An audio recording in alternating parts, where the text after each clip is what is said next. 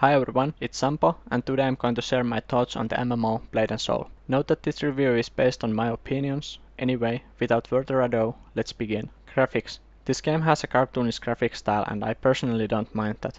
The graphics in this game are definitely good enough as I can't find anything to complain about them. However, the game world didn't have anything special to offer me graphically, making the graphics 7 out of 10 in my opinion. World immersion. This has to be the weakest portion of the game. Pretty much all of the NPCs are static, traveling is almost always done by using the instant fast travel, and the game barely lets the player explore the world but instead forces moving from a zone to another in the leveling order. Heck, there's not even a day-night cycle in this game. However, I will give 1 point for not having loading screens between the zones. In total I would give 1 out of 10 for the world immersion. Let's talk about the combat and movement, which are definitely the strongest features of this game. The combat skill system doesn't overwhelm the player but instead focuses on the action. Even though this game doesn't have the Holy Trinity, I still found most of the dungeon experiences challenging and fun. However, I personally played the Force Master, the mage class in this game, and I was disappointed of the fact that none of the classes have spells to cast at a very long range, so I was forced to fight in quite a close range, which to be honest I didn't like. Because of this I also had constant difficulties keeping my health pool up, but after searching for some leveling guides I was able to find a self-healing build that helped my leveling considerably. The good thing was that the skills can be reset anywhere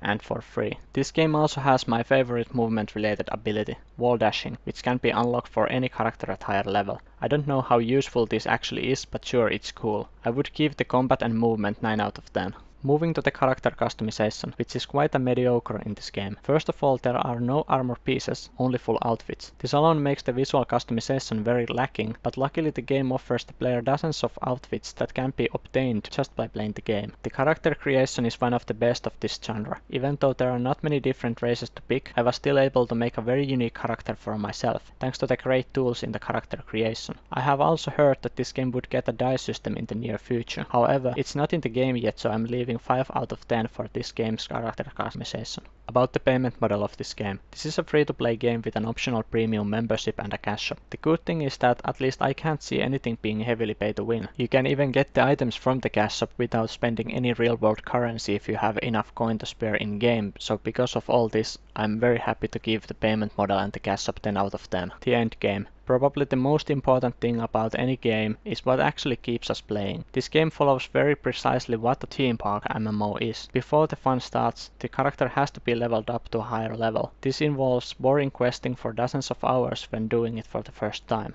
At max level, a lot of in-game currency is needed to upgrade the gear, which basically means even more boring quests. This time the quests are daily, so it's only a limited amount of quests that can be completed each day. To access the dungeon finder for the more exciting content, the better gear is required, so happy questing I guess. Though I really like the gear system. Instead of getting new items to replace the existing ones, the gear drops, which are usually considered as trash in other games, are used as a resource to upgrade the gear that is currently being used, making it feel rewarding to get 2 blues and a green. However, as a new player I didn't know at first which items I could sell and which I should save for upgrading my gear, and because of this I ended up having to play some of the boring content multiple times just because I didn't know. After all, I didn't get to experience any of the late game PvE or PvP, but it sure looks like Blade & Soul offers a lot of stuff to do, whether that is boring or fun. That being said, I'm giving 5 out of 10 for the end game. So as you can see, I didn't find the game perfect for myself, but I can definitely see traditional MMO gamers who only want a new style of combat liking this game, as it sure sets clear goals for the player. Thanks for hearing my opinion. Please feel free to leave your thoughts and have a nice day. Bye.